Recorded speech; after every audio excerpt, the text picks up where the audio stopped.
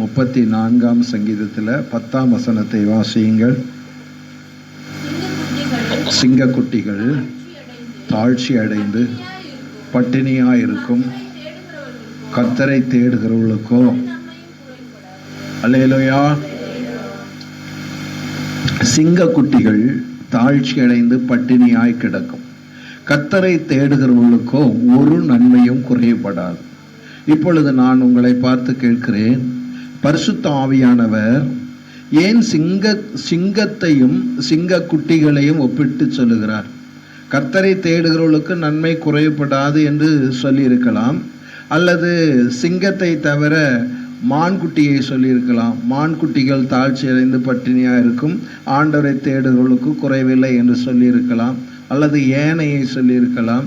ஏன் சிங்கத்தை சொன்னார் தெரியுமா? ஏன் சிங்கத்தை சொன்னார்? ஏன்னா காட்டில் இருக்கிற மிருகங்களில் எல்லாம் எதுதான் ராஜா அல்லது பலசாலியானது எது தெரியுமா? சிங்கம்தான். அதுதான் பலசாலியானது, அதுதான் அந்த காட்டுக்கே எப்படிப்பட்டது? ராஜாவானது. அந்த சிங்கத்துக்கு ராஜாவினுடைய வீட்டிலே என்றைக்குமே பஞ்சம் இருக்காது. எல்லா இடத்திலும் பஞ்சம் வந்தாலும் ராஜா வீட்டில் என்ன வராது? பஞ்சம் வரவே வராது. ஏனென்றால் அந்த ராஜா அந்த அளவுக்கு ஆஸ்தியை சேர்த்து வைத்திருப்பான்.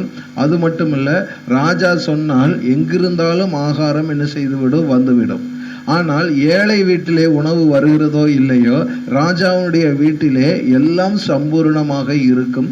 அங்கே இருந்து விட்டால் ஒரு குறைவும் இல்லை. சிலருக்கெல்லாம் ஆசைதான், ராஜ அரண்மனையில் நமக்கு ஒரு வேலை கிடைத்தால் நம்ம இப்படி பசி இல்லாமல் நல்ல திருப்தியாய் சாப்பிடலாம், நன்றாய் இருக்கலாம் என்கிறதான ஒரு எண்ணம் ஆண்டவருடைய பிள்ளைகளுக்குள்ளே வரும். அல்லது ஒரு பெரிய பணக்கார வீட்டிலே நமக்கு ஒரு வேலை கிடைத்து விட்டால் நம் ராஜபோகமாய் நாம் வாழலாமே என்கிறதான அந்த எண்ணம் ஆண்டவருடைய பிள்ளைகளுக்கு வரும். அது வறுமையிலே கஷ்டப்படுறவர்களுக்கு எனக்கு இப்படி ஒருபட்டதான ஒரு ஆசீர்வாதம் கிடைத்தால் அது எவ்வளவு நன்றாய் இருக்கும் என்று நீங்கள் யோசிக்கிறது உண்டு, தேவனுடைய பிள்ளைகளே. ஆனால் இங்கே ஆண்டவர் என்ன சொல்லுகிறார் என்றால், பலசாலியான மிருகம், காட்டுக்கெல்லாம் அது ராஜா, அது ஒரு நாளும் என்ன செய்யாது? பட்டினியா இருக்காது.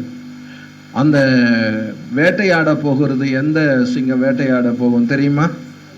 பெண் சிங்கம். அல்லேலூயா. எந்த சிங்கம் தான் வேட்டையாட போகும்? பெண் சிங்கம் தான் வேட்டையாட போகும். ஆண் சிங்கம் அங்கேயே இருக்கும். இந்த பெண் சிங்கம் வேட்டையாட போகும் பொழுது இந்த ஆண் சிங்கம் என்ன செய்யும் தெரியுமா? பயங்கரமாக கர்ச்சிக்கும். அப்படி கர்ச்சித்த உடனே, சிங்கத்தினுடைய கர்ச்சிப்பு சத்தத்தை கேட்ட உடனே காட்டில் இருக்கிற மிருகங்கள் எல்லாம் இதோ சிங்கம் வந்து விட்டது என்று சொல்லி பயந்து அங்கும் இங்குமாக ஓடும் பாருங்கள். அப்படி ஓடும் பொழுது இந்த பெண் சிங்கத்திற்கு முன்னாடியே ஒரு மிருகம் தெரியாமல் என்ன செஞ்சிடும்? ஓடி வந்து அகப்பட்டு விடும். அந்த கர்ச்சிப்புக்கே நான் போன வாரம் சொன்னேன்ல, ஒரு வார்த்தை சொன்னாலே அற்புதம் நடக்குது.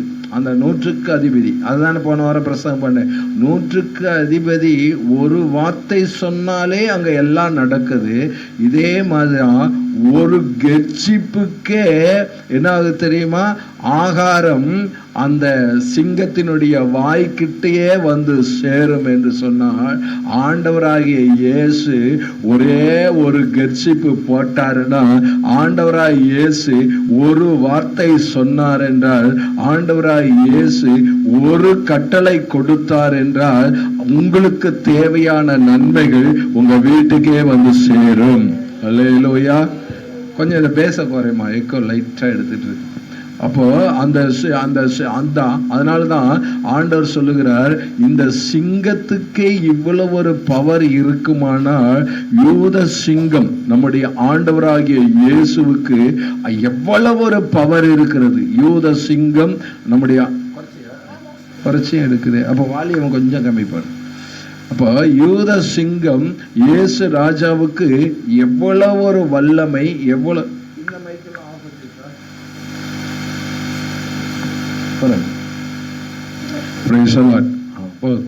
அப்போ இந்த யூத சிங்கம் இயேசு ராஜாவுடைய பவர் எவ்வளவு அதிகமாயிருக்கிறது என்பதை நீங்கள் யோசித்து பாருங்கள். அதனால காட்டுக்கெல்லாம் ராஜா. அந்த ராஜாவுக்கு ஆண்டவர் சொல்றார், அந்த சிங்க குட்டிகள் கூட ஒரு நாள் தாழ்ச்சி அடைந்து என்ன எப்படி இருக்குமா, பட்டினியா இருக்குமா. அது கூட தாழ்ச்சி அடைந்து பட்டினியா இருக்க வேண்டிய ஒரு சூழ்நிலை வரும். அந்த சிங்கத்தினுடைய கர்ஜிப்புக்கு கூட பயப்படாம நிற்க வேண்டிய சூழ்நிலை அந்த மிருகங்களுக்கு வரும். ஓடி வராம இருக்கும். அந்த சிங்க குட்டிகள் கூட அம்மா வரும்போது இன்றைக்கு ஒன்றும் அகப்படலைன்னு வெறுமையாய் திரும்பி வரும்போது அந்த சிங்க குட்டிகள் கூட பட்டினியாய் இருக்கும். ஆனால் ஆண்டவரை தேடுகிறவர்களுக்கு ஒரு நன்மை என்ன செய்யாது, குறைவுபடாது. அல்லேலூயா. அது சிங்கத்துக்கு பிறந்த குட்டி. ஆனா நாம யாருக்கு பிறந்தவர்கள்? ஜீவனுள்ள தேவனுடைய பிள்ளைகள். அல்லேலூயா. நம்ம யாரு? தேவாதி தேவனுடைய பிள்ளைகள். அண்ட சராசரங்களையும் உண்டாக்கின சர்வ வல்லமையுள்ள தேவனுடைய பிள்ளைகள். இல்லாத இடத்தில் எல்லாவற்றையும் இருக்கிறது போல அழைக்கிற தேவனுடைய பிள்ளைகள். அல்லேலூயா. எல்லாவற்றையும் சிருஷ்டித்த தேவனுடைய பிள்ளைகள். ஒரு நாள் இப்படிப்பட்டதான வானத்தை பார்த்திருக்க முடியாது. ஒரு நாள் இப்படிப்பட்ட பூமியை பார்த்திருக்க முடியாது. ஒரு நாள் இப்படிப்பட்ட மரங்களை பார்த்திருக்க முடியாது. ஒரு நாள் இவ்வளவு பெரிய ஜனக்கூட்டத்தை பார்த்திருக்க முடியாது. அவாந்தரமாய் கிடந்ததான ஒன்றும் இல்லாத இடத்தில் இத்தனையும் சிருஷ்டித்த தேவனாகிய கர்த்தர் அவருடைய பிள்ளைகளாய் இருக்கிற நமக்கு ஆண்டவர் ஒரு நன்மையும் குறைவில்லாமல் சம்பூரணமாய் தம்முடைய பிள்ளைகளுக்கு கொடுப்பது அதிக நிச்சயம். அல்லேலூயா. அல்லேலூயா. ஆண்டவர் கண்டிப்பா தன்னுடைய பிள்ளைகளுக்கு கொடுப்பார். பிள்ளைகளுடைய அப்பத்தை எடுத்து நாய்க்குட்டிகளுக்கு போடுகிறது நல்லதல்ல. யாருக்கு ஆண்டவர் கொடுக்கிறாரோ இல்லையோ தம்முடைய பிள்ளைகளுக்கு ஆண்டவர் சம்பூர்ணமான ஆசீர்வாதத்தை ஆண்டவர் கொடுக்கிற ஆண்டவராய் இருக்கிறார். அதனாலதான் ஆண்டவர் சொன்னார், சிங்க குட்டிகள் கூட நீங்கள் பார்க்கிறீர்கள் அல்லவா, சிங்கம் ஒரு நாளும் அது பசியா இருக்காது. அதனுடைய குட்டிகள் ஒரு நாள் கூட பசியா இருக்காது. ஆனால் என்னை தேடுகிற கர்த்தராகிய என்னை யார் கர்த்தரை தேடுவார்கள்? அவருடைய பிள்ளைகள் அல்லவா அவரை தேடுவார்கள். அல்லேலூயா. எல்லாரும் கர்த்தரை தேடுவார்களா? தேட மாட்டார்கள். இந்த உலகம் ஆண்டவரை தேடுமா? இந்த உலகம் ஆண்டவரை தேடாது. உலகத்தின் பிள்ளைகள் ஆண்டவரை தேடுவார்களா? அது தேடாது. ஆனால் அவைகள் தேடுகிறதோ இல்லையோ, நாம் கர்த்தரை தேடும் பொழுது ஆண்டவர் பார்ப்பார், என்னை தேடி வந்தவர்களை நான் வெறுமையாய் அனுப்பிவிட மாட்டேன். அல்லேலூயா. என்னை நம்பி இருக்கிறவர்களை நான் வெறுமையாக அனுப்பி விடவே மாட்டேன் என்று ஆண்டவர் என்ன செய்கிறார் என்றால், தம்முடைய பிள்ளைகளுக்கு ஆண்டவர் ஆசீர்வாதங்களை கொடுக்கிற தேவனாயிருக்கிறார். ஒன்னே ஒன்று, உங்க வாழ்க்கையில பல நன்மைகள் குறைவுபட்டு விட்டதா? குறைவுபடும் பொழுது நீங்கள் ஒன்று செய்யுங்க. நீங்கள் குறைவுபடும் பொழுது வேற எதையும் தேடாதிருங்கள். ஆண்டவரை தேடுகிறவர்களுக்கு தான் நன்மை குறைவுபடாதுன்னு வேதம் சொல்லி இருக்கிறது. வேற எதையாவது தேடுகிறவர்களுக்கு நன்மை குறைவுபடாது என்று சொல்லவில்லை. நான் ஆண்டவரையும் தேடுகிறேன், மற்றவைகளையும் நான் தேடுகிறேன் என்று சொன்னால் அதற்கு ஆண்டவர் பொறுப்பு அல்ல. ஆண்டவரை மட்டும் உங்களுடைய நன்மைக்காக நீங்கள் ஆண்டவரை தேடும் பொழுது உங்களுக்கு ஒரு நன்மை என்ன செய்யாது, ஒரு நாள் என்ன பண்ணா தெரியுமா, குறைபடாது. இன்னொரு வார்த்தையை நான் உங்களுக்கு சொல்றேன். அந்த சிங்கத்துக்கு கூட இரையை கிடைக்க பண்ணுகிறவர் யார் தெரியுமா? நம்முடைய தேவனாகிய கர்த்தர் தான். அல்லேலூயா. அந்த சிங்கத்துக்கு கூட இரையை வாய்க்க பண்ணுகிறவர் நம்முடைய தேவனாகிய கர்த்தர். அதனால நான் உங்களுக்கு சொல்லுகிறேன், ஆண்டவரை தேடுங்கள். ஆண்டவரை தேடு. உங்களுக்கு எவ்வளவு எத்தனை குறைவுகள் இருந்தாலும் சரி, எத்தனை தேவைகள் இருந்தாலும் சரி, எத்தனை நன்மைகள் உங்களுக்கு வேண்டியதாய் இருந்தாலும் சரி, ஒன்றை நீங்கள் செய்தால் போதும். ஆண்டவர் ஐஸ்வர்ய சம்மனராய் இருக்கிறார். ஒரு நன்மையும் குறைவுபடாமல் ஆண்டவரால் மட்டும்தான் கொடுக்க முடியும். நீங்க மனுஷனை தேடினீங்க, எந்த மனுஷனாவது உங்களுக்கு போதும் என்று சொல்லுகிற அளவுக்கு உங்களுக்கு நன்மையை கொடுக்க முடிந்ததோ? முடியவே முடியாது. அல்லேலூயா. கொடுக்க முடியுமா? ஒரு நாளும் முடியாது. போதும் என்று சொல்லுகிற அளவுக்கு எந்த மனுஷனால நன்மையை கொடுக்க முடியாது. எந்த ராஜாவாலையும் என்ன செய்ய முடியாது. போதும் என்று சொல்லுகிற அளவுக்கு உங்களுக்கு நன்மையை கொடுக்க முடியாது. ஆனால் நான் உங்களுக்கு சொல்லுகிறேன், எப்பொழுதெல்லாம் என்னென்னலாம் தேவை இருக்கிறதோ அப்பொழுதெல்லாம் ஆண்டவரை நோக்கி தேடுகிற தம்முடைய பிள்ளைகளுக்கு அவ்வப்போது நன்மைகளை ஆண்டவர் பார்த்து பார்த்து ஆண்டவர் என்ன செய்கிறார் தெரியுமா? கொடுக்கிற ஒரு தேவனாய் இருக்கிறார். அல்லேலூயா. ஒரே ஒரு காரியத்தை மட்டும்தான் ஆண்டவர் இன்றைக்கு உங்களிடத்தில் எதிர்பார்க்கிறார். ஆண்டவரை நீங்கள் தேட வேண்டும் என்று விரும்புகிறார். ஆண்டவரிடத்தில் நீங்கள் வர வேண்டும் என்று விரும்புகிறார். உங்கள் தேவைகளை ஆண்டவரிடத்தில் சொல்ல வேண்டும் என்று விரும்புகிறார். ஆண்டவரை நோக்கி நீங்கள் வர வேண்டும் என்று விரும்புகிறார். உங்களுக்கு நன்மை தானே வேண்டும். நன்மையை தேடாதிருங்கள், நன்மை செய்கிற இயேசுவை தேடுங்கள். அல்லேலூயா. உங்களுக்கு நன்மை வேண்டுமானால் நன்மை தேடுகிறதற்கு பதிலாக நன்மை செய்கிற இயேசுவை தேடுங்கள். அல்லேலூயா, அல்லேலூயா. யாரை தேடணும்? நன்மை செய்கிற இயேசுவை தேடுங்கள். உங்களுக்கு புரியுறபடி சொன்னா, உங்களுக்கு 1 கிலோ உப்பு வேணும்னு வச்சுக்கோங்களேன். நீங்கள் உப்பை தேடுகிறதற்கு பதிலாக அந்த உப்பு எந்த கடையில் இருக்கிறதோ அந்த கடையை நீங்கள் தேடினாலே அங்க உப்பு என்ன செய்யும்? கிடைக்கும். நீங்கள் உப்பை தேடி நீங்கள் கடலூருக்கு என்ன செய்ய தேவையில்லை, போக வேண்டியதே இல்லை. உங்களுக்காகவே ஒருவர் வாங்கி கொண்டு வந்து வைத்திருக்கிறார். அந்த கடையை தேடி போனால் போதும், உங்கள் தேவைகள் என்ன செய்ய தெரியுமா? சந்திக்கப்படும். உங்களுக்கு பர்டிகுலரான அந்த பொருளை நீங்கள் தேடாதிருங்கள். வேதம் அப்படிதான் சொல்லுகிறது. முதலாவது தேவனுடைய ராஜ்யத்தையும் அவருடைய நீதியையும் தேடுங்கள், அப்பொழுது இவைகள் எல்லாம் உங்களுக்கு என்ன செய்யப்படும்?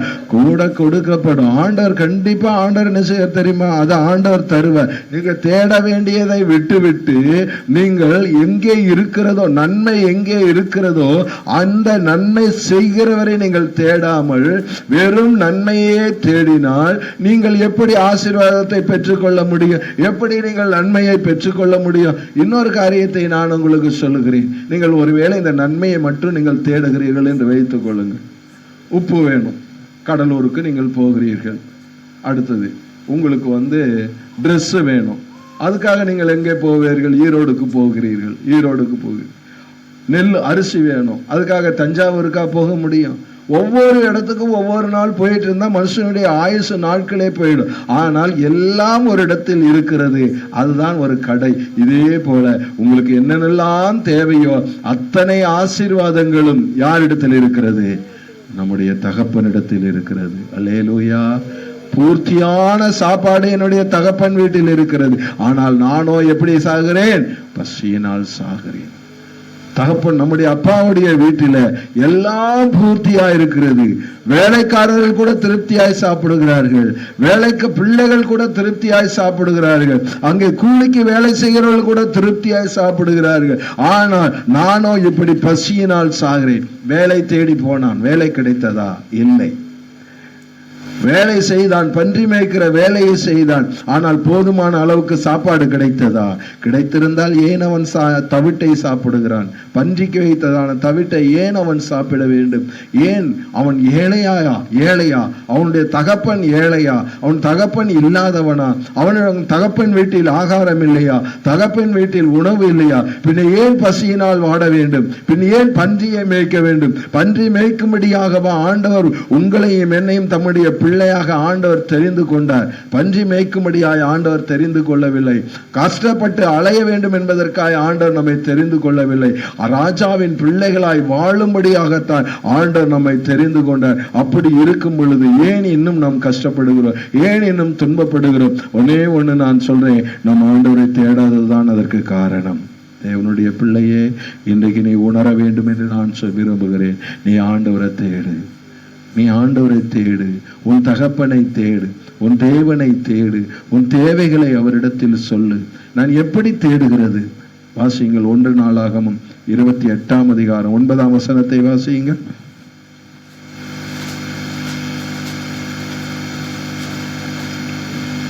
1 நாளாகமம் 28:9. என் குமாரனாகிய சாலமோனே,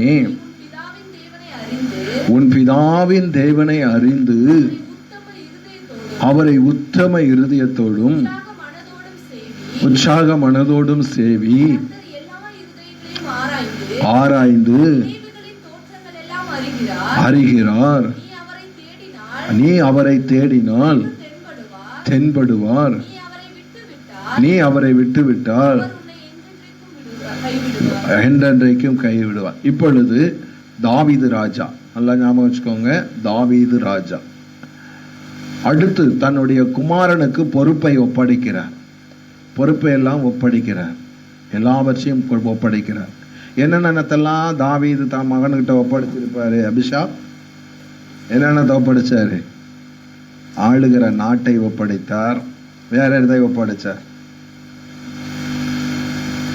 அரண்மனையை ஒப்படைத்தார், சிங்காசனத்தை ஒப்படைத்தார், அந்த அரண்மனைக்குள்ள இருக்கிற அத்தனை பொருட்களையும் ஒப்படைத்தார், எல்லா சகல வஸ்துகளையும் ஒப்படைத்தார், எல்லாவற்றையும் கொடுத்தார்.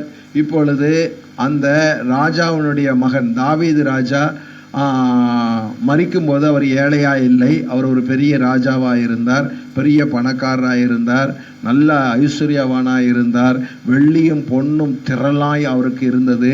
அவைகள் அத்தனையும் சாலமோனுக்கு கொடுத்தார். இப்பொழுது சாலமோனுக்கு ஏதாவது ஒன்று குறைவுபட்டிருக்கிறதா? குறைவு இருக்கா? சாப்பாட்டு குறை இருக்கா? இல்லை. வஸ்திரத்துக்கு குறை இருக்கா? இல்லை. பொண்ணும் பொருளுக்கு குறை இருக்கா? ஒன்றும் குறை இல்லை. இவருக்கு ஒன்றுமே குறை இல்லை. பின்ன ஏன் தாவீது ஆண்டவரை தேட சொல்றாரு? ஏன் தேட சொல்றாரு தெரியுமா உங்களுக்கு? ஆண்டவரைய ஒன்றும் குறைவில்லை, தன் மகனுக்கு எல்லாம் சேர்த்து வச்சாச்சு, இனிமே ஒரு குறைவும் இல்லை. ஆனா ஒன்று சொல்லட்டுமா, ஏன் ஆண்டவரை தேட சொல்றா தெரியுமா? இத்தனை செல்வமும் நான் தேவனிடத்திலிருந்து என்ன செய்தேன்? பெற்றுக்கொண்டேன். நீ இத்தனை செல்வத்தையும் நீதான் அனுபவிக்கிறாய், நீதான் எல்லாவற்றையும் அனுபவிக்க போகிறாய். ஆனால் நீ கர்த்தரை தேடினால்தான் இந்த செல்வம் உனக்கு நிலைச்சிருக்கும். நீ கர்த்தரை தேடாவிட்டால் இந்த செல்வம் உன்னை விட்டு என்ன செஞ்சிடும்? போயிடும். எல்லாத்தையும் நீ இழந்துட்டு வெறுமையா நீ நிற்க வேண்டியது வரும். ஒன்னும் இல்லாம இந்த செல்வத்தை காப்பாற்ற வேண்டியதும், இந்த ஐஸ்வர்யத்தை அனுபவிக்க வேண்டியதும், இந்த ஆசீர்வாதத்தை நீ அனுபவிக்க வேண்டியதற்கும் நீ கர்த்தரை தேடிதான் ஆக வேண்டும். அல்லேலூயா.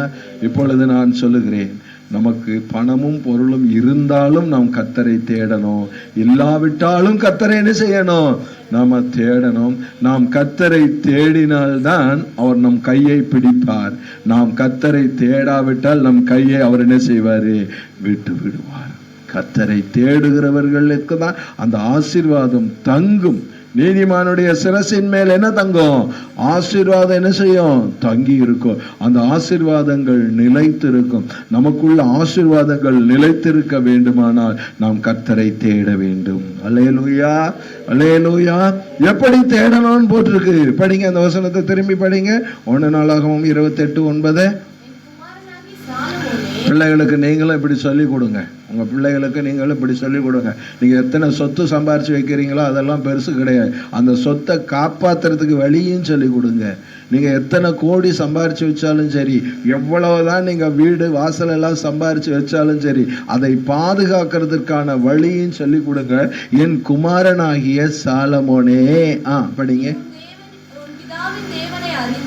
நீ உன் பிதாவின் தேவனை அறியணும். நான் இவ்வளவு காலம் வணங்கிட்டு இருந்தேன்ல, நான் ஆராதித்து கொண்டு இருந்தேன்ல, என்னை ஆண்டவர் உயர்த்தி வைத்தார் அல்லவா, அந்த தேவனை பற்றி நீ அறிந்து கொள். அல்லேலூயா, அல்லேலூயா சொல்லுங்க.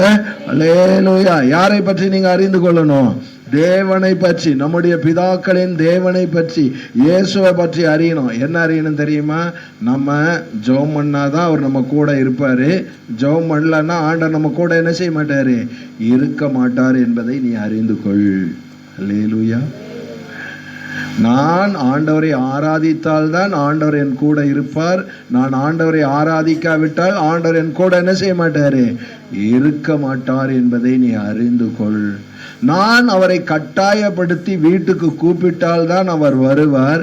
ஆனால் அவர் கட்டாயமா என் வீட்டுக்குள்ள என்ன செய்ய மாட்டாரு? வரமாட்டார். அவரை தெரியுமா உங்களுக்கு? சோதோம் குமாரா பட்டணத்திலே தேவன் வந்தார். லோத்து கூப்பிடுறாரு, வாங்க ஆண்டவரேன்னு. வேண்டாம், நான் வீதியிலே என்ன பண்றேன், ராத்தங்கிறேன். இல்ல நீங்க கண்டிப்பா என்ன செய்யணும், வரணும்னு கூப்பிட்ட பொழுதுதான் உள்ள போனார். அல்லேலூயா, அல்லேலூயா. ஆண்டவராய் இயேசுவை நம்ம கட்டாயப்படுத்தி ஆண்டவரே வாங்க வாங்கன்னு சொன்னால்தான் அவர் நம்முடைய வீட்டுக்கு வருவார். அதே மாதிரி அற்புதத்துக்கு நான் சொல்லட்டுமா, அதே காணா ஒரு ஸ்திரியை நீங்க எடுத்துக்கோங்க. இயேசுவே என்னுடைய குமாரத்தி பிசாசினால் கொடிய வேதனைப்படுகிறாள், இறங்குங்கன்னு சொல்லி கூப்பிட்ட உடனே இயேசுநாதர் நின்று போமா நல்லாயிடுன்னு சொன்னாரா? சொல்லல. சொன்னாரா? சொல்லவே இல்லை. கேட்காதவர் போல அவர் போயிட்டே இருக்காரு. ஆனா இவ பின்னாடியே என்ன பண்றா, கூப்பிட்டு கொண்டே வருகிறார். அவன் சொல்லட்டுமா, நீ கர்த்தரை தேடுறதுனா என்ன தெரியுமா, ஏதோ நீ வந்த இதை கொடுங்க ஆண்டவரேன்னு சொன்ன உடனே வாங்கிட்டு போற மாதிரி இல்லை. நீ உண்மையாய் தேடுவாயானால் விடாமல் அவரை பிடிக்க வேண்டும். அல்லேலூயா. ஒரு நன்மை உங்களுக்கு வேண்டுமானால் அவரை சும்மா இருக்க விடவே கூட, அவரை தேடிக்கொண்டே இருக்க வேண்டும், அவரை பிடித்து கொண்டே இருக்க வேண்டும், அவரை கேட்டுக்கொண்டே இருக்க வேண்டும். எப்படி அந்த விதவை அநியாயுள்ள நியாயாதிபதி எப்படி நியாயம் செய்ய மனமற்றவனாகவே இருந்தான், ஆனால் தினந்தோறும் அந்த விதவை போய் அந்த நியாயாதிபதியை தொந்தரவு செய்த பொழுது தொந்தரவு தாங்காமல் நன்மை செய்தது போல ஆண்டவராய் இயேசு லூக்கா 19 சொல்லுகிறார். அது போல இரவும் பகலும் தம்மை நோக்கி கூப்பிடுகிறவர்களாகிய தம்மால் தெரிந்து கொள்ளப்பட்டவருடைய விஷயத்தில் நீடிய பொறுமையாயிருந்து சீக்கிரத்தில் நியாயம் செய்வார். அல்லேலூயா. நன்மை வேண்டுமா? சிங்கக்குட்டிகள் தாழ்ச்சி அடைந்து பட்டினியாய் கிடக்கும் கர்த்தரை தேடுகிறவர்களுக்கு ஒரு நன்மையும் குறைவுபடாது என்றால் நீ தேவனை முதலாவது அறியணும். தேவனை எப்படி அறியணும்? நான் கேட்டுக்கொண்டே இருந்தால் கர்த்தர் எனக்கு தருவார். அல்லேலூயா. ஏமாற்ற மாட்டார். எனக்கு என்ன நன்மை வேண்டுமோ அதை என் தேவனிடத்தில் நான் கேட்டுக்கொண்டே இருப்பேன். அவர் கொடுக்கும் வரையிலும் என்ன செய்வேன்? கேட்கிறதை நிறுத்தவே மாட்டேன். என் தொல்லை தாங்காமல் என் ஆண்டவர் எனக்கு தந்துருவார். என் ஜெபம் ஒவ்வொரு நாளும் அவரிடத்தில் கேட்டுக்கொண்டே இருக்கும் பொழுது என் தேவைகளை ஆண்டவர் நிச்சயமாகவே ஆண்டவர் சந்திக்கிற தேவனாய் இருக்கிறார். அல்லேலூயா, அல்லேலூயா. நீங்கள் சொல்லுங்கள், ஆண்டவரே எனக்கு இவ்வளவு கடன் இருக்கு, ஆண்டவரே இதை கட்டி முடிக்கணும், எங்களுக்கு உதவி செய்யுங்க, உதவி செய்யுங்க, உதவி செய்யுங்க. இன்னைக்கு கேளுங்க, சாயங்காலம் கேளுங்க, மதியானம் கேளுங்க, காலையில கேளுங்க, 11 மணிக்கு கேளுங்க, 5 மணிக்கு கேளுங்க, 4 மணிக்கு கேளுங்க, 3 மணிக்கு கேளுங்க, பாதி ராத்திரியில எழுந்து கேளுங்க. எனக்கு வேணும் ஆண்டவரே, எனக்கு வேணும் ஆண்டவரே. எப்படி செய்வீர எங்களுக்கு தெரியாத ஆண்டவரே. சும்மா அவரை கேட்டுக்கொண்டே இருங்கள், சும்மா அவரிடத்தில் நீங்கள் வேண்டிக் கொண்டே இருங்கள். இதெல்லாம் விட்டுட்டு யாருகிட்ட போய் கடன் கேட்கலாம்? யாருகிட்ட நம்ம போய் உதவி கேட்கலாம்? யாரிடத்துல போய் நன்மையை தேடலாம்? தேடுறது நான் தப்புன்னு சொல்லல, முதல்ல ஆண்டவர்கிட்ட கேளுங்க. அல்லேலூயா. யாரிடத்திலே நம்ம போய் கேட்கிறது? இந்த காரியம் எப்படி இருக்கிறது? நாம எங்கே போய் கேட்கிறது? யாரிடத்தில் விசாரிக்கிறது? யாரிடத்திலே கேட்கிறது என்பதை நீங்கள் யோசிக்காதீங்க. ஆண்டவர்கிட்ட கேளுங்க. என்னுடைய தேவைகள் இவ்வளோ இருக்கு ஆண்டவரே, என்னுடைய தேவை எல்லாத்தையும் எழுதுங்க, லிஸ்ட்ல எழுதுங்க. எல்லாவற்றையும் ஒரு பேப்பர்ல எழுதுங்க. எல்லாவற்றையும் ஒரு பேப்பர்ல கண்டிப்பா உங்க பிரச்சனைகள் எத்தனை இருக்கிறதோ, உங்கள் காரியங்கள் எத்தனை இருக்கிறதோ அத்தனையும் நன்றாக ஒரு பேப்பரில் எழுதி வைத்துக் கொள்ளுங்கள். எழுதி வைத்து கொண்டு தேவனுக்கு நேராக அந்த விண்ணப்பத்தை உயர்த்துங்கள். கையை உயர்த்தி, ஆண்டவரே இவ்வளவு பிரச்சனைகள் இருக்கிறது, நான் உம்முடைய பிள்ளை, எனக்கு இரக்கம் செய்யுங்கள் என்று நீங்கள் ஆண்டவரை நோக்கி கேட்டு கொண்டிருங்கள். கிழக்கிலும் மேற்கிலும் வடக்கிலும் தெற்கிலும் இருந்து ஜெயம் வராது, கர்த்தரிடத்திலிருந்து என்ன வரும்? ஜெயம் வரும். எனக்கு ஒத்தாசை வரும். பர்வதங்களுக்கு நேராக என் கண்களை ஏறெடுக்கிறேன். ஆண்டவரை நோக்கி நீங்கள் ஏறெடுங்கள். கண்டிப்பாய் ஆண்டவர் என்ன செய்வார்? அவரை பற்றி நீ அறிந்தால்தான் இதை கேட்க முடியும். நீங்கள் உலக ஞானத்துக்கு ஏற்றபடி ஆமா நம்ம ஜெபம் பண்ணிட்டே இருந்தா கிடைக்குமா என்று நீங்கள் இப்படி விதாண்டாவாதம் பேசிக் கொண்டிருந்தால் ஒரு நாள் நன்மையை பெற முடியாது. ஏனென்றால் வேதம் சொல்லுகிறது, கேட்கிற எவனும் பெற்றுக்கொள்ளுகிறான், கேட்கிற எவனும் பெற்று. நான் போன வாரம் சொல்லலாம், என் நாமத்தினால் ஆகையினால நீங்கள் இதுவரை ஒன்றும் கேட்கவில்லை என்று ஆண்டவர் சொல்லுகிறார். எதையாவது நீங்க கேளுங்க, அவரிடத்தில் என்ன செய்யுங்கள், கேட்டு பெற்றுக்கொள். அவரை அறிந்து கொள்ளணும். கேட்டாதான் கிடைக்கும், கேட்கலன்னா கிடைக்காது, தேடினாதான் கிடைக்கும், தேடலன்னா எனக்கு கிடைக்காது, இந்த நன்மை கிடைக்காது என்பதை நீங்கள் என்ன செய்யணும் தெரியுமா, நன்றாக அறிந்து கொள்ள வேண்டும். அப்படி நீங்கள் அறிந்தீர்களானால் அவரிடத்தில் நீங்கள் கேட்காமல் இருக்கவே மாட்டீர்கள், அவரை தேடாமல் இருக்கவே மாட்டீர்கள். அவரை தேடுங்கள். அந்த வசனம் திரும்பி படிப்போம். உன் தேவனை, கர்த்தர் பிதாக்களின் தேவனை அறிந்து, அடுத்து எப்படிப்பட்ட இருதயம், உத்தம இருதயம். ஆண்டவரை தேடுறதுன்னா என்ன தெரியுமா? இன்னைக்கு நிறைய பேர் ஆண்டவர் ஒரு மனுஷனை மாதிரி இருந்தா என்ன செய்யலாம் தெரியுமா? இன்னைக்கு நிறைய பேர் தேடி வந்துருவாங்க. ஆண்டவர் ஆவியா இருக்கிறதுனால அவரை எப்படி தேடுறது அப்படின்னு தெரியல. நான் உங்களுக்கு சொல்றேன், சர்ச்சுக்கு வர்றது மட்டும் தேடுறது கிடையாதுங்க. உங்க இருதயத்துல அவரை நினைத்து, என் தேவனேன்னு உங்கள் இருதயம் கலங்கி, என் ஏசப்பா நீங்க அவருடைய இருதயத்துல நீங்க அவரை நினைச்சாலே அது எதற்கு சமமாகும்? தேவனை தேடுகிறதற்கு சமம். சரீரம் மட்டும் தேவ சமூகத்திலே வந்து உங்கள் இருதயம் தூரமா இருந்தால், ஆண்டவர் சொல்றாரு, அவர்கள் உதடுகள் என் பக்கத்தில் இருக்கிறது, ஆனால் அவருடைய இருதயமோ எனக்கு எப்படி இருக்கிறது? தூரமா இருக்கிறது. இன்னைக்கு அநேகருடைய இருதயத்திலே தேவனை தேடவில்லை, இருதயத்திலே தேடவில்லை, சரீரத்திலே தேடுகிறார்கள். அம்மா சொல்றதுனால தேடுறாங்க, அப்பா சொல்றதுனால தேடுறாங்க, அப்பா சொல்றதுனால தேடுறாங்க. நீங்க எப்படி இருக்கிறீங்க? பிள்ளைகளை நீங்க யாரு சொல்லி தேவனை தேடுறீங்க? யாரு சொல்லி தேடுறீங்க? அம்மா அப்பா சொல்லி. பாத்தீங்களா, சொல்லிட்டாங்க. அல்லேலூயா. இவங்க யாரு சொல்லி தேடுறது? இப்படியா இருக்கிறது? அப்படி அல்ல. உங்கள் இருதயம் சொல்லணும். என்னன்னு சொல்லணும்? தேவனை தேடு, ஜெபம் பண்ணு, பாட்டு பாடு, பைபிள் படி அப்படின்னு யாரு சொல்லணும்? உங்க இருதயம் சொல்லணும். அதாங்க உண்மையா ஆண்டவரை தேடுறதுக்கு அர்த்தம். அல்லேலூயா. இருதயத்துல தேடுங்க. ஏன்னா தேவன் ஆவியா இருக்கிறார். நம்முடைய இருதயத்தில் இருக்கிற ஆவி அவரை தேடணும். எப்படி? உத்தம இருதயத்தோடு ஆண்டவரை தேடணும், நல்ல இருதயத்தோடு தேடணும். பாஸ்டர் கேட்பாருங்கிறதுக்காக ஆராதனைக்கு வர்றதில்ல, பாஸ்டர் திட்டுவாருங்கிறதுக்காக அல்ல, பாஸ்டர் பேசுவாருங்கிறதுக்காக அல்ல, கூட இருக்கிற விசுவாசிகள் என்ன நினைப்பார்கள் என்பதற்காக அல்ல. நீங்க உங்க இருதயத்துல உண்மையாலுமே சொல்றேன், இருதயத்துல துக்கம் பொங்குனா கண்ணீர் வரும், இருதயத்துல சந்தோஷம் பொங்குனா முகத்துல என்ன வரும்? சிரிப்பு வரும். இதே மாதிரி இருதயத்துல ஆண்டவரை நினைச்சா ஜெபம் தானா வரும். அல்லேலூயா. இருதயத்துல ஆண்டவரை தேடுறதா இருந்தா பைபிள் படிக்கிறது தானா வரும், பாட்டு தானா வரும், தானா நீங்கள் ஆண்டவரை தேடுவீர்கள். அதுதாங்க உத்தம இருதயத்தோடு ஆண்டவரை தேடுகிறது. அப்படிப்பட்டதான இருதயத்துல ஆண்டவரை நீங்கள் தேடுவீர்களானால், உங்களுக்கு நான் ஒண்ணு சொல்லட்டுமா? மத்தேயு சுவிசேஷம் 6ஆம் அதிகாரத்துல ஒரு வசனம் இப்படி இருக்கு. நீயும் ஜெபம் பண்ணும்போது மனுஷர்களால் புகழப்படுகிறதற்கு மற்ற மனிதர்கள் சந்தை வெளிகளிலும் அங்கே எங்கும் ஜெபம் பண்ணுகிறது போல நீங்க ஜெபம் பண்ணாமல் உன் அறை வீட்டுக்குள் பிரவேசித்து அந்தரங்கத்தில் இருக்கிற உன் பிதாவை நோக்கி நீ விண்ணப்பம் பண்ணு. அந்தரங்கத்தை பார்க்கிற உன் பிதா தாமே உனக்கு வெளியரங்கமாய் பலன் அளிப்பார். அல்லேலூயா. அந்த அந்தரங்க தெரியுமா? நம்முடைய இருதயம் தான். நம்முடைய இருதயத்தில் இருக்கிற அந்தரங்கத்தை பார்க்கிற தேவன் வெளியரங்கமான நன்மைகளை உங்களுக்கு ஆண்டவர் கொடுப்பார். அல்லேலூயா. உங்க உத்தம இருதயத்தோடு ஆண்டவரை தேடுங்க, உத்தம இருதயத்தோடு ஆண்டவரை தேடுங்க. கண்டிப்பா நீங்க ஜெபம் பண்ணது கூட நீங்க மறந்துடுவீங்க, ஆனா ஆண்டவர் மறக்க மாட்டார். அதற்குரியதான பலனை ஒரு நாள் பப்ளிக்ல ஆண்டவர் தருவார். கண்டிப்பா ஆண்டவர் தருவார். அதனால நீங்க என்ன செய்யுங்க? இருதயத்தின் ஆழத்திலிருந்து தேடுங்க. உத்தம இருதயத்தோடும், அடுத்தது என்னமா பட்டிருக்கு? உற்சாக மனதோடும். அப்படிதானே?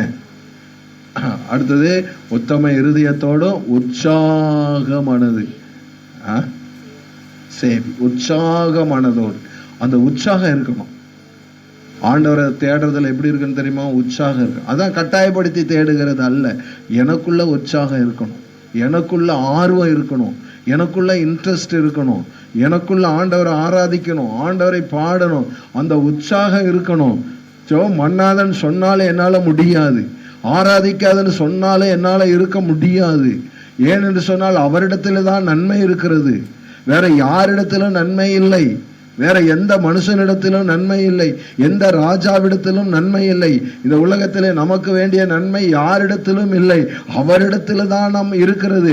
அதனாலதான் ஆண்டவரை உற்சாகமாய் தேடுகிறவர்கள், நான் சொல்றேன், யாரெல்லாம் ஆண்டவரை உற்சாகமா தேடுறீங்களோ சிங்க குட்டிகள் கூட பட்டினியா கிடக்கும். ஆனா உற்சாகமா கர்த்தரை நீங்கள் தேடுவீர்களானால் ஒரு நன்மை கூட என்ன செய்யாது, குறைவுபடவே படாது. படி மாட்டுது. பாத்தீங்களா, நான் ஒண்ணு சொல்றேன், அடுத்த ஒரு காரியம் சொல்றேன் பாருங்க. இப்ப ரெகுலரா ஒரு ஆள் சர்ச்சுக்கு வர்றாங்க, ரெகுலரா வர்றாங்க, மழை பெஞ்சாலும் வருவாங்க, வெயில் அடிச்சாலும் வருவாங்க, கஷ்டம் வந்தாலும் வருவாங்க, வியாதி வந்தாலும் வருவாங்க. அவங்கள பார்க்கும்போது நான் நினைப்பேன், நல்ல உத்தம விசுவாசி, நல்ல விசுவாசி அப்படின்னு நாம நினைப்போம். ஆனா ஆண்டவர் என்ன பண்ணுவார், நான் அவங்க வர்றதை வச்சுதான் நான் முடிவு பண்ணுவேன். ஆனா ஆண்டவர் என்னத்தை பார்க்கிறாரு, இருதயத்தை பார்க்கிறார். அப்படிதான் அந்த வார்த்தை என்னமா போட்டிருக்கு, இப்ப படிச்ச வார்த்தை மட்டும் எல்லாருடைய இருதயத்தையும் என்ன பண்றாரா, இப்ப நீங்க உட்கார்ந்து இருக்கீங்களே சபையில, கொஞ்சம் பேர் வந்திருக்கீங்க, கொஞ்சம் பேர் வரல. உங்க இருதயத்துக்குள்ள நீங்க இப்ப என்ன நினைச்சிட்டு உட்கார்ந்து இருக்கிறீங்கன்னு பாஸ்டருக்கு தெரியாது, உங்க பக்கத்துல உட்கார்ந்து இருக்காங்களே அவங்களுக்கும் தெரியாது. ஆனா யாருக்கு தெரியும், ஆண்டவருக்கு என்ன செய்ய தெரியுமா, நல்லா தெரியும். எப்படிப்பட்ட மனசோட உட்கார்ந்து இருக்கோம், எப்படிப்பட்டதான இருதயத்தோட நம்ம உட்கார்ந்து இருக்கோம் அப்படின்னு ஆண்டவர் இருதயத்தை உட்கார்ந்து ஆராய்ச்சி பண்ணி பார்க்கிறார். இந்த இப்பெல்லாம் இந்த சிபிஐ எல்லாம் ரெய்டு வராங்கல்ல, இந்த என்னமோ புலனாய்வுத்துறையா, இந்த பணம்லாம் இது வரி கட்டலைன்னா செக் பண்ண வராங்களே, அந்த மாதிரி வீட்டுக்குள்ளே நுழைஞ்சி ஒவ்வொரு ரூமாக திறந்து ஒவ்வொரு ஃபைலெல்லாம் எடுத்து பார்த்து செக் பண்ணுறது மாதிரி ஆண்டவரும் கூட ஆண்டவரை தேடுகிற பிள்ளைகளுடைய இருதயத்தில் உங்களுடைய இருதயத்தை அப்படியே உட்கார்ந்து ஆராய்ச்சி பண்ணிட்டு இருக்கிறார். அல்லேலூயா. நம்முடைய இருதயம் எப்படிப்பட்டதா இருக்கிறது, உத்தமமா ஆண்டவர் என்ன தேடுதா, இல்லை உண்மையா என்ன தேடுறாங்களா அப்படின்னு ஆண்டவர் என்ன செய்கிறார் தெரியுமா, பார்க்கிறார். நம்முடைய இருதயத்தை ஆண்டவர் சோதித்து அறிகிறார். நீதிமானை அவர் என்ன செய்கிறாரு, சோதித்து அறிகிறார். நம்முடைய உள்ளின் திரியங்களை எல்லாம் ஆண்டவர் என்ன பண்றார் தெரியுமா, சோதித்து அறிகிறார். என் மேல அன்பு இருக்கா, என்னை தேடணும்னு ஆசை இருக்கா உங்களுடைய உள்ளத்துல என்பதை ஆண்டவர் சோதித்து அறிகிறார். அல்லேலூயா, அல்லேலூயா. ஆசீர்வாதத்துக்கான வழியை தான் நான் சொல்லித்தரேன். ஆசீர்வாதத்துக்கான வழி இருதயத்தை படிமா. அடுத்தது, நம்ம என்ன நினைக்கிறோங்கிறதான அந்த நினைவு உருவாக்குறதுக்கு முன்னாடியே நம்முடைய நினைவுகளுடைய தோற்றம் என்ன என்பதையும் அறிகிறார். ஆண்டவர் எல்லாத்தையும் அறிகிறார். பாத்தீங்களா, அப்படி ஆண்டவர் அறிஞ்சிருக்கும் போது அவரை நாம ஏமாற்ற முடியுமா, முடியவே முடியாது. ஏமாத்தி ஆசீர்வாதத்தை வாங்க முடியாது. ஏமாத்தி ஆசீர்வாதத்தை வாங்கறதுக்கு அவர் ஒன்றும் ஈசாக்கு இல்லை. அல்லேலூயா. ஏமாத்தி ஆசீர்வாதத்தை அவரிடத்திலிருந்து வாங்க முடியாது. அவரை உண்மையாய் சேவித்தால் மட்டுமே, உண்மையாய் தேடினால் மட்டுமே ஆண்டவர் ஆசீர்வதிப்பார். படிமா. அடுத்தது, அவரை தேடினால் அவர் உனக்கு நீ தேடினா தென்படுவார். எங்கே தென்படுவார், எங்கே தேடுறாரு இவரு, இருதயத்தில் தேடுகிறார். அப்ப தென்படுறது எங்க தென்படுவார், இருதயத்திலே தென்படுவார். ஆண்டவர் அவங்க இருதயத்துல பாக்குறீங்களா? அல்லேலூயா. ஆண்டவர் உங்க இருதயத்துல என்ன செய்யணும், பார்க்கணும். யாரை பார்க்கணும், இருதயத்துல ஆண்டவரை உங்கள் இருதயத்திலே நீங்கள் பார்க்க வேண்டும். இயேசுவை உங்கள் இருதயத்திலே நீங்கள் பார்க்க வேண்டும். இயேசுவினுடைய அன்பை உங்கள் இருதயத்தில் பார்க்க வேண்டும். உங்கள் இருதயத்தில் நீங்கள் என்னென்னமோ கற்பனை பண்ணுறீங்க இல்லை, அமெரிக்காவில் போய் இருக்கிற மாதிரி கற்பனை பண்ணுறீங்க, டொனால்ட் ட்ரம்ப் பதவி இருக்கிற மாதிரி கற்பனை பண்ணுறீங்க, என்னென்னமோ கற்பனை பண்ணுறீங்க. இயேசு கிறிஸ்து சிலுவையில் அறையப்பட்ட இயேசு, அந்த மகிமையின் ராஜாதி ராஜா உங்கள் இருதயத்துக்குள்ள உட்கார்ந்துருக்கிற மாதிரி ஒரு கற்பனை பண்ணுங்களேன். அல்லேலூயா, அல்லேலூயா. சர்வ வல்லமையுள்ள தேவன் உங்க உள்ளத்துக்குள்ள வாசம் பண்ணுகிறது போலவும், உங்களோடு உங்க இருதயத்துக்குள்ள நடந்து வருகிறது போலவும், உங்களை ஆற்றி தேற்றுகிறது போலவும், உங்க கண்ணீரை துடைக்கிறது போலவும், உங்கள் துக்கத்தை மாற்றுகிறது போலவும், உங்களுடைய தேவைகளை கொண்டு வந்து இந்தா மகளே மகனே என்று சொல்லி ஆண்டவர் உங்கள் கையில் கொடுக்கிறது போலவும் ஒரு கற்பனை பண்ணுங்களேன். அந்த அந்த ஆண்டவர் அந்த இருதயத்துக்குள்ள நீ ஆண்டவரை தேடினா உங்க இருதயத்திலே ஆண்டவர் வந்து தோன்றுவார். அல்லேலூயா, அல்லேலூயா. ஆண்டவர் நிச்சயமாகவே இருதயத்திலே தோன்றின ஆண்டவர் இருதயத்தில் இருக்கிற கவலைகளை எல்லாம் என்ன செய்ய தெரியுமா? மாற்றி இருதயத்தில் இருக்கிற கவலைகளை எல்லாம் மாற்றுகிறதற்கு இந்த பூமியில உங்களுக்கு என்னெல்லாம் தேவையோ அதையெல்லாம் ஆண்டவர் உங்களுக்கு என்ன செய்ய தெரியுமா? அருமையாய் தருகிற ஒரு ஆண்டவராய் இருக்கிறார். அல்லேலூயா, அல்லேலூயா. கடந்த நாட்கள்ல என்னுடைய உள்ளத்துல ஏதாவது ஒரு பிரசங்கம் கேட்கணுமே அப்படின்ட்டு அப்படியே உட்கார்ந்து யோசிச்சுட்டு இருந்தேன். அப்படி இருக்கும்போது வாட்ஸ்அப்பில் ஒருத்தர் ஒரு மெசேஜ் அனுப்பியிருந்தேன். அதை நான் ஓப்பன் பண்ணேன். அது ஏஞ்சல் டிவியில் எப்பயோ போட்டுதான ஒரு சாட்சி. அந்த சாட்சியை சரி கேட்டு பார்ப்போம் அப்படின்னு நான் ரொம்ப விளக்கமாக நான் சுருக்கமாக சொல்லிடுறேன். ஒரு மதுரையில் அமெரிக்கன் காலேஜில் ஒரு காலேஜ் ப்ரொஃபஸராக இருக்கிறவருடைய சாட்சி, அவங்களுடைய மனைவியுடைய சாட்சி. அவங்க ஆர்சி பேக்ரவுண்ட். அப்படி இருக்கும் பொழுது 12 வயதான தன்னுடைய மகளை குறித்து ஒரு சாட்சி சொன்னாங்க. அந்த ஆர்சியில் இந்த புது நன்மை பெறுகிறதுக்கு ஒரு கிளாஸ் எடுப்பாங்க. அப்போ அப்படி எடுத்துகிட்டு இருக்கும் பொழுதே அந்த வார்த்தைகளை கொண்டு அந்த பிள்ளைகளுடைய உள்ளத்தில் ஆண்டவர் பேசியிருக்கார். ஆண்டவர் பேசி என்ன பண்ணியிருக்குன்னா, ஸ்கூலில் சினிமா பாட்டுக்கு அழகாக அந்த பொண்ணு டான்ஸ் ஆடுமா. அப்போ இந்த பாடங்களை படிக்க படிக்க இயற்கையாகவே ஒரு வெறுப்பு வந்து, இனிமேல் நான் சினிமா பாட்டுக்கு என்ன செய்ய மாட்டேன், டான்ஸு ஆட மாட்டேன். அந்த ஆசிரியர்களும் பெற்றோரும் அந்த எவ்வளவோ அப்பா அம்மாட்ட சொல்லி பார்த்தாங்களாம், கேட்கல. இல்லைம்மா, ஏசப்பாவுக்கு இது பிடிக்காது அப்படின்னு மனம் திரும்பியாச்சான். அதுக்கப்புறம் அவங்க அம்மா அந்த ஸ்கூலுக்கெல்லாம் போகும்போது அவங்க ஆர்சி தானே, நெக்லஸ் மாட்டி விட போனால் எனக்கு போடவே கூடாது அப்படின்னு தடுக்கிறாங்களாம். நமக்கெல்லாம் பிரசங்கம் பண்ணி கழட்டி இருக்கிறோம். சில நேரங்களில் கழட்டாமலும் இருக்கிறோம். அது அவங்கவுங்களுடைய விருப்பம், நான் சொல்லலை. ஆனால் அந்த பிள்ளை அப்படின்னு வேண்டவே வேண்டாம் அப்படி பொட்டு வைக்க போனால் எனக்கு வேண்டவே வேண்டாம் அப்படின்னு எல்லாம் தடுத்துருச்சான். அதுக்கப்புறம் அந்த பொண்ணு என்ன பண்ணுவான் தெரியுமா? வீட்டில் என்ன தின்பண்டம் இருந்தாலும், என்ன சாப்பிட்றதுக்கு இருந்தாலும் யாருமே சொல்லலை, இந்த பிள்ளை எல்லாத்தையும் கொண்டு போய் ஏழைகளுக்கு கொடுத்துட்டு வந்துடுமா. அந்த அளவுக்கு வாழ்க்கையில் பயங்கர மாற்றம். ஆனால் நடந்தது என்ன தெரியுமா? இந்த அம்மை நோய் என்ற ஒரு நோய் வந்துச்சு. அந்த நோய் வந்து ஆஸ்பத்திரி போகக்கூடாதுன்னு தானே பழக்கம். ஆஸ்பத்திரி போன ஆஸ்பத்திரியில் ஊசி போடல, ஆனால் நல்லா இருக்குது. அந்த பிள்ளை என்ன தெரியுமா பண்ணுச்சான்? ஒரு நாள் படுத்திருக்கிற பெட்ரூம்லேருந்து எழுந்து ஒரு சாக்பீஸை எடுத்து அழகாக ஒரு சிலுவையை வரைஞ்சுதான். அவங்க அம்மா கேட்டாங்களாம், ஏமா சிலுவை? அப்போ தான் அந்த பொண்ணு சொல்லிச்சான், அந்த பொண்ணுக்கு ஒவ்வொரு நாளும் ஆஸ்பத்திரியிலேருந்து இந்த நுரையீரலிருந்து அந்த இதை உறிஞ்சி எடுப்பாங்களாம். ரத்தமும் ஜலமும் ஒரு பாட்டில் ஃபுல்லாக வருமா தினமும். அந்த அளவுக்கு ஒரு கொடிய நோய். அந்த நோயின் வேதனையில் அப்படியே ஒரு சிலுவையை வரைஞ்சி அப்படியே ஏமா அப்படி பண்ணுறேன்னு கேட்டாங்களாம். ஏசப்பா இதில் தானம்மா தங்கியிருப்பார். அவர் எவ்வளோ வேதனைப்பட்டிருப்பார். அந்த வேதனையை தாங்கும்போது நான் இந்த வேதனையை தாங்கக்கூடாதான்னு சொல்லுவாங்களாம். அல்லேலூயா. அன்பான தேவனுடைய பிள்ளைகளே,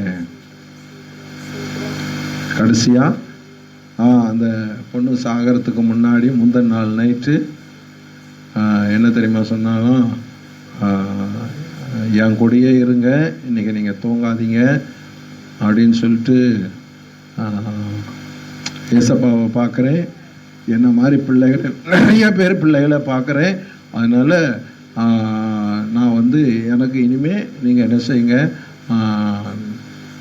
நான் வந்து ஏசப்பாவுக்கு மனவாட்டியாக போகிறேன். அல்லேலூயா. ஏசப்பாவுக்கு நான் என்னவாக போகிறேன்? மனவாட்டியாக போகிறேன் அப்படின்லாம் சொல்லிட்டு மறுநாள் போயிட்டு வரும்போது நிறைய விஷயங்களை சொன்னாங்க. நிறைய விஷயங்களை சொல்லி தன்னுடைய 12 வயதிலேயே தன்னுடைய ஜீவனை விட்டுட்டான்.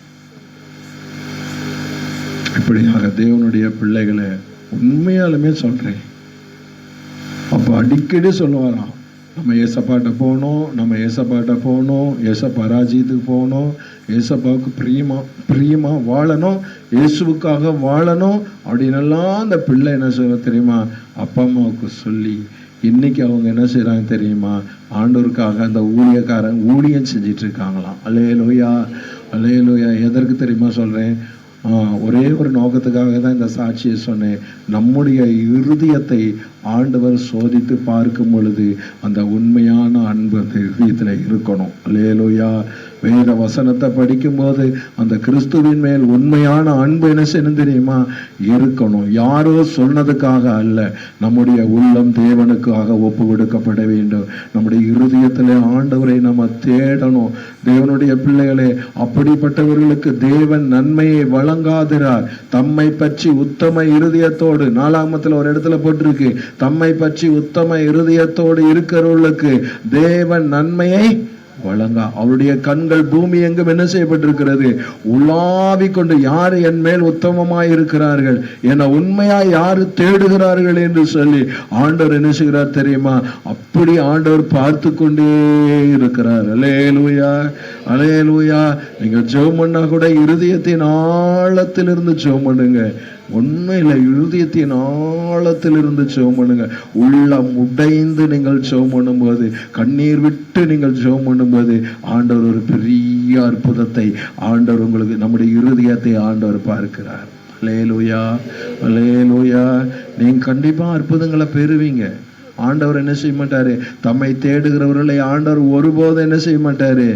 தாவீது தம்மானுக்கு சொல்லும்போது, நீ அவரை உத்தம இருதயத்தோடு தேடினால் அவரை நீ கண்டடைவார். எப்படி அந்த பொண்ணு சிலுவையை வரைந்து ஏசப்பா இதில் இப்படி தொங்கியிருப்பார்னு கற்பனை பண்ணது போல நீங்களும் கூட நம்முடைய தேவனாகிய கர்த்தரை உங்கள் இருதயத்திலே வைத்திருக்கணும். அல்லேலூயா. வேற எதையும் உங்க இருதயத்துக்குள்ள வைக்கக்கூடாது. இந்த உலகத்தை இருதயத்திலே வைக்காதே, உலக ஆடம்பரத்தை வைக்காதே, உலக பொருளை வைக்காதே. அதெல்லாம் விக்கிரகம். ஆண்டவராகிய இயேசுவை உங்கள் இருதயத்திலே நீங்கள் வைக்கிறவர்களாய் இருக்க வேண்டும். அடுத்தது ஒரு வசனத்தை வாசிப்போமா? ஸ்தோத்திரம், ஸ்தோத்திரம். எஸ்ராவின் புஸ்தகம் 8ஆம் அதிகாரம் 22ஆம் வசனத்தை வாசிங்களேன். எஸ்ராவின் புஸ்தகம் 8ஆம் அதிகாரம் 22வது வசனம்.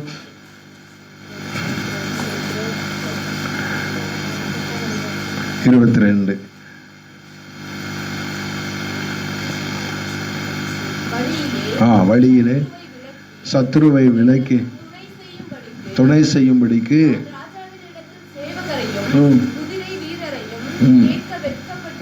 வெட்கப்பட்டிருந்தேன். எங்கள் தேவனுடைய கரம் தம்மை தேடுகிற எல்லார் மேலும் அவர்களுக்கு நன்மையாக இருக்கிறது என்று அவருடைய வல்லமையும் அவருடைய கோபமும்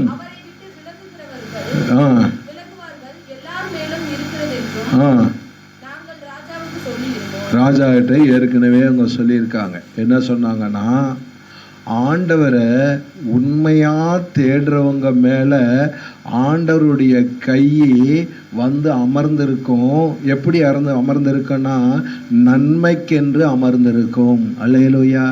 ஆண்டவருடைய கரம் உங்க மேல இருக்கு. விசுவாசிக்கிறவங்க அல்லேலூயா சொல்லுங்க. எதற்காக ஆண்டவருடைய கரம் இருக்கு தெரியுமா? உங்களுக்கு நன்மை செய்கிறதற்காக அவருடைய கரம் உங்கள் மேல் வந்து அமர்ந்திருக்கிறது. அல்லேலூயா. எதுக்காக அமர்ந்திருக்கிறது? நன்மை செய்கிறதற்காக கரம் அமர்ந்திருக்கிறது. இந்த வசனத்தை சொல்லட்டுமா? இப்ப இவங்களுக்கு ராஜா கிட்ட ஒரு காரியத்தை கேட்கணும். யார்கிட்ட கேட்கணும்? ராஜா கிட்ட. என்ன காரியம் கேட்கணும் தெரியுமா? நாங்க எருசலேமுக்கு போறோம், எங்களுக்கு பாதுகாப்புக்கு மிலிட்ரி வேணும், போலீஸ் பாதுகாப்பு வேணும், எங்களுக்கு குதிரைகள் வேணும், ரதங்கள் வேணும், இதெல்லாம் வேணும் அப்படின்ற ஒரு எதிர்பார்ப்பு. ஆனா இத ராஜா கிட்ட போய் கேட்கறதுக்கு இவங்களுக்கு எப்படி இருந்துச்சாம்? எல்லாரும் சொல்லுங்க, எப்படி இருந்துச்சு? எப்படி இருந்துச்சு? பின்னாடி சொல்லுங்க, எப்படி இருந்துச்சு? எதை கேட்க? ராஜா கிட்ட ராணுவ வீரர்களை கேட்கறதுக்கு உங்களுக்கு எப்படி இருக்கு? வெக்கமா இருக்கு. உங்களுக்கு அப்படி இருந்திருக்கா? நம்ம அப்படியே அந்த வசனத்தை நம்மளுடைய வாழ்க்கையில பார்ப்போம். எனக்கு வந்து இப்போ ஒரு 100 ரூபாய் வேணும். இப்போ அபிஷா தான் இருக்கா. இப்போ அவகிட்ட பாப்பா எனக்கு ஒரு 100 ரூபா வேணும்னு கேட்குறது வெக்கம் இருக்குமா இருக்காது? வெக்கமாக தான், சங்கடமாக இருக்கும். எப்படா இந்த பிள்ளைகிட்ட போய் கேட்குறது, இப்படி இவங்ககிட்ட போய் கேட்குறது அப்படின்னு வெக்கமாக இருக்கும். இல்லை யார்கிட்டையாவது இப்போ நானே கூட இருக்கேன்னா டக்குன்னு ஒரு ஆள்கிட்ட ஒரு உதவி கேட்கணும்னா ரொம்ப கஷ்டமாக இருக்கும். எப்படி வாய் திறந்து கேட்கறது? நம்மளை என்ன நினைப்பாங்க, நம்மளை என்ன பேசுவாங்க? என்ன நீங்களே வந்து காசு கேட்குறீங்களா? உங்ககிட்டயே காசு இல்லையா? உங்களுக்கே இது தேவையா? நான் ஏற்கனவே இப்படி வேற சொல்லியிருக்கிறேனே, ஆண்டவரை தேடுறதுனால ஆண்டவர் என் கூட இருக்கிறாரு, எது வேணாலும் ஆண்டவர் எனக்கு தருவாருன்னு நான் சொல்லியிருக்கிறேனே. இப்போ போய் எப்படி நான் போய் கேட்கறது? இந்த மனுஷனிடத்துல எப்படி நான் போய் உதவி கேட்கறது? எத்தனையோ வெட்கப்பட்டதான நாட்கள் உண்டு. அல்லேலூயா, அல்லேலூயா. ஆனா ஒண்ணு நான் சொல்லட்டுமா, நீ கேட்கவே தேவையில்லை. ராஜாவே கூப்பிட்டு உங்களுக்கு என்ன வேணும்னு என்ன செய்வாரு? கேட்கும்படியாக ஆண்டவர் செய்வார். அல்லேலூயா. ஆண்டவர் செய்வாரா செய்ய மாட்டாரா? நீங்க தயங்கி நின்னாலும், ஏன் நீ தயங்கி நிற்கிறாய்? உனக்கு என்ன வேணும்? எஸ்தர் ராஜாத்தியே உனக்கு என்ன வேண்டும்? அல்லேலூயா. ஆண்டவர் ராஜாக்களுடைய இருதயத்தை மாற்றுகிற தேவனாய் இருக்கிறார். நீதிமொழிகளை சொல்லுகிற ராஜாக்களுடைய இருதயம் ஆண்டவருடைய கரத்தில் நீர்கால்களை போல் இருக்கிறது, அதை தமக்கு விருப்பமானபடி ஆண்டவர் திருப்புகிற தேவன். உங்க உயர் அதிகாரிகிட்ட நீங்க கேட்கறதுக்கு வெட்கப்படலாம், ஆனால் ஆண்டவரை தேடுகிறவர்களுக்கு ஆண்டவருடைய கரம் எப்படி இருக்கிறது? நன்மையாக இருக்கிறது. இப்படிப்பட்டதான அந்த தேவனை நீங்கள் தேடாமல் இருக்கிறீர்கள்? அந்த அடுத்த 23வது வசனத்தையும் வாசிமா. நாங்கள் உபவாசம் பண்ணி யாரிடத்தில் தேடினோம்? ஆனா ஆட்கள் யாரிடத்துல இருந்து அனுப்பணும்? ராஜாவிடத்திலிருந்து தான் அனுப்பணும். ஆனா ராஜாவை நாங்கள் தேடவில்லை, எங்கள் தேவனை தேடினோம். தேடுறீங்களா? உங்களுக்கு என்ன வேணும்? மனுஷங்கிட்ட தான் உதவி வேணும், ஆனா மனுஷங்கிட்ட கேட்காதீங்க, ஆண்டவர்கிட்ட கேளுங்க. அல்லேலூயா. தேடினோம். எங்கள் விண்ணப்பத்தை ஆண்டவர் என்ன பண்ணாரு? கேட்டருளினார். படிமா. அவ்வளவுதானா? எங்கள் விண்ணப்பத்தை என்ன செய்தார்? கேட்டார். ஆண்டவர் அற்புதத்தை ஆண்டவர் செய்தார். நான் ஒண்ணு சொல்றேன், நீங்க மனுஷங்கிட்ட போய் கெஞ்சிட்டு இருக்கிறத விட ஆண்டவரிடத்தில் நீங்கள் கேளுங்கள். அல்லேலூயா, அல்லேலூயா. நீங்கள் ஆண்டவரிடத்திலே நீங்கள் கேளுங்கள். அப்பொழுது பாருங்கள் ஆண்டவர் அற்புதத்தை எவ்வளவு அதிசயமாய் ஆண்டவர் செய்வார் தெரியுமா? நான் கூட சொன்னேன்ல, இப்போ கவர்னமெண்ட் மீட்டிங்கு எனக்கு தெரியும் 1 வருஷம் போகணும். நான் கேட்கவே இல்லை, நிறைய பேர் போய் கேட்டாங்க. எப்போ கொடுப்பீங்க கேட்டவங்களுக்கெல்லாம் கிடைக்கல. ஆனால் கேட்காத என்னை தேடி வந்து எடுத்துக்கோங்கன்னு சொன்னார். அல்லேலூயா. இதாங்க தேவனை தேடுகிறவர்களுக்கும் தேவனை தேடாதவர்களுக்கும் உள்ளதான ஒரு வித்தியாசம் உண்டு. தேவனுடைய பிள்ளையை, ஏன் நாம் மனுஷனை நாட வேண்டும்? ஏன் மனுஷனை தேட வேண்டும்? ஏன் மனுஷனை நம்ப வேண்டும்? ஏன் மனுஷனிடத்தில் கேட்டு வெட்கப்பட வேண்டும்? சொல்றவரிடத்துல சொன்னால் நடக்க வேண்டிய காரியங்கள் நன்றாய் நடக்கும். சிங்கக்குட்டிகள் தாழ்ச்சி அடைந்து பட்டினியாயிருக்கும். கர்த்தரை தேடுகிறவர்களுக்கோ ஒரு நன்மையும் என்ன செய்ய தெரியுமா? ஒரு நாளும் குறைவுபடாது. அந்த குறைவில்லாமல் நம்மை ஆசீர்வதிக்கிற தேவனை நாம் தேடி ஆசீர்வதிக்கப்படுவோம். எல்லாரும் ஜெபம் பண்ணுங்க.